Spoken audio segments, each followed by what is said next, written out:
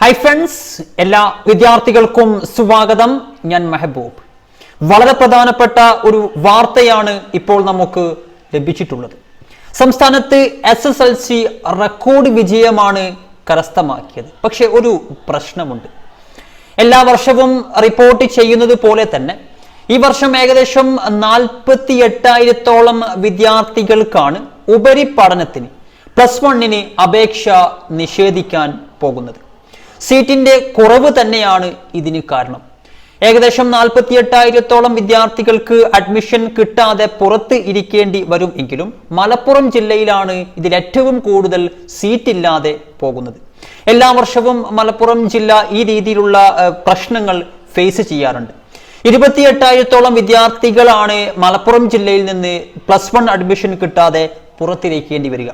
എല്ലാ വർഷവും ഗവൺമെന്റ് ഈ രീതിയിൽ സീറ്റ് ഇല്ലാത്ത സിറ്റുവേഷൻ വരുമ്പോൾ 10% അതേപോലെ 5% എന്ന രീതിയിലേക്ക് സീറ്റ് കൂട്ടാറുണ്ട്.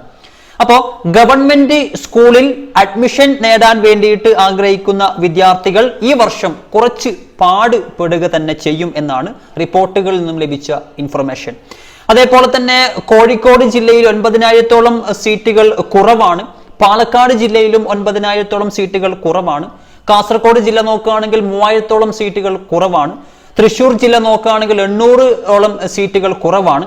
ഇങ്ങനെയുള്ള ഒരുപാട് പ്രശ്നങ്ങൾ, സീറ്റ് ഇല്ലാത്ത പ്രശ്നങ്ങൾ ഉപരിപഠനം ആഗ്രഹിക്കുന്ന വിദ്യാർത്ഥികൾക്ക് ഫേസ് ചെയ്യേണ്ടി വരും.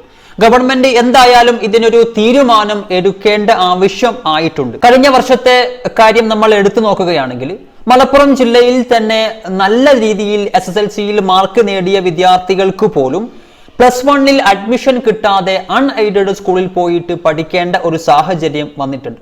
അപ്പോൾ എലിജിബിൾ ആകുന്ന വിദ്യാർത്ഥികൾക്ക് പോലും +1 അഡ്മിഷൻ കിട്ടാത്ത സാഹചര്യമാണ്.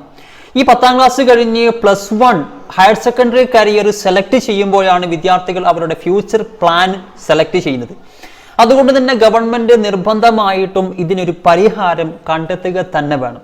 എന്തായാലും ഈ ഒരു അപ്ഡേറ്റ് നിങ്ങൾ മാക്സിമം മറ്റുള്ളവർക്കൊന്ന് ഷെയർ ചെയ്ത് കൊടുക്കുക. മറ്റൊരു അപ്ഡേറ്റുമായിട്ട് കാണാം. Bye friends.